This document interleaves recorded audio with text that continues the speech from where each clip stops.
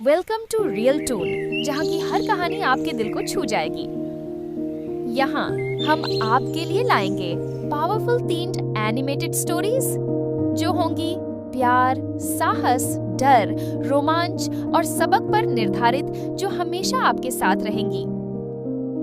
अभी सब्सक्राइब करें और ऐसी दुनिया में कदम रखें जहां हम इमेजिनेशंस को जीवन देते हैं।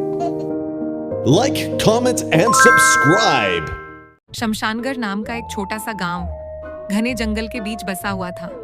वहां एक बेचैन करने वाला सन्नाटा रहता था, खासकर शाम के बाद। गांव शांत था, सड़कें हमेशा सुनसान रहती थीं और घर ऐसे दिखते थे जैसे कोई शमशान।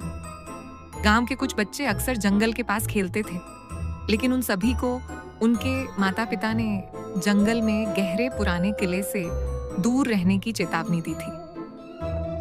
कोई भी यह नहीं बता सका कि ऐसा क्यों है, लेकिन जब भी किले का जिक्र होता था तो हर माता पिता की आंखों में केवल डर नजर आता था। आदित्य, सोनम और राहुल 3 दोस्त थे जिन्हें रहस्यमयी जगहों की खोज करने का शौक था। उन्होंने तय किया कि वे इस खंडहर में जाकर देखेंगे कि आखिर वहां है क्या। जैसे ही वो खंडहर के पास पहुंचे, उनको डर तो लगा, लेकिन वो धीरे धीरे आगे बढ़ रहे थे। आदित्य बोला, सोनम, राहुल, क्या तुम दोनों तैयार हो? आज हमें इस खंडहर के रहस्य को सुलझाना ही है। सोनम बोली, हाँ, लेकिन सावधान रहना, ये जगह बहुत खतरनाक लगती है। राहुल बोला, अरे यार, मुझे तो डर लग रहा है, क्या हम वापस नहीं जा सकते? आदित्य बोला, नहीं राहुल, हमें ये करना ही होगा, ये हमारी सबसे बड़ी चुनौती है। ये कहकर वो खंडहर की ओर भागा।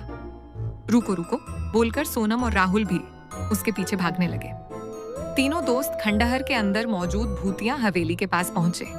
हवेली का दरवाजा धीरे धीरे खुल गया, जैसे कोई उनका इंतजार कर रहा हो। अंदर घुप अंधेरा था, दीवारों पर जाले लटक रहे थे और फर्श पर धूल की मोटी परत जमी हुई थी।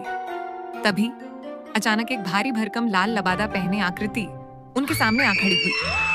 उसकी सफेद दाढ़ी बर्फ की तरह चमक रही थी, लेकिन उसकी आंखें गहरी काली और डरावनी थीं। उस डरावने सेंटा के आते ही तीनों वहां से भागे और फिर वो एक लॉबी में पहुंचे। वहां उनको सफेद चादर ओढ़े 2 भूत दिखाई देते, जो हवा में उड़ते हुए उनकी तरफ आते। डर के मारे वो तीनों एक रूम के अंदर घुस जाते। वहां उनकी मुलाकात फिर से भूतिया सेंटा के साथ होती है। सेंटा की आत्मा ने एक भयानक हंसी हंसी। उसकी आवाज हवेली की दीवारों से टकराकर गूंज रही थी।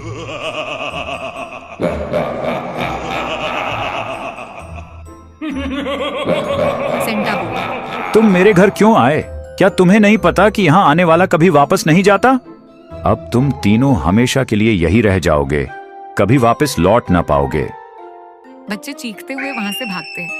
उस डरावनी लॉबी से भागते हुए वो हवेली से बाहर निकलने वाले दरवाजे के पास पहुंच जाते हैं। लेकिन जैसे ही वह दरवाजा खोलकर बाहर निकलते, वो डर के मारे चीख पड़ते, क्योंकि सेंटा बाहर पहले से मौजूद होता है। वो बच्चों को उठाकर एक गंदे से बैग में डालकर अंदर फेंकता है और दरवाजा बाहर से बंद करता है। फिर वो उन बच्चों को एक पिंजड़े में बंद करके घसीटता हुआ हंसते हंसते एक कमरे की तरफ ले जाता है। कमरे में जाने के बाद बच्चे रोते हुए उससे बोलते हैं कि हमें छोड़ दो, लेकिन सेंटा जोर से चिल्लाते हुए बोलता है, चुप करो तुम, अब तुम्हें यही मरना है। जितना कम बोलोगे उतना कम तड़पा के मारूंगा। अब तुम्हें यही मरना है, जितना कम बोलोगे उतना कम तड़पा के मारूंगा। इसके बाद बच्चे रोते रहते हैं और वो कभी दोबारा अपने घर नहीं लौट पाते।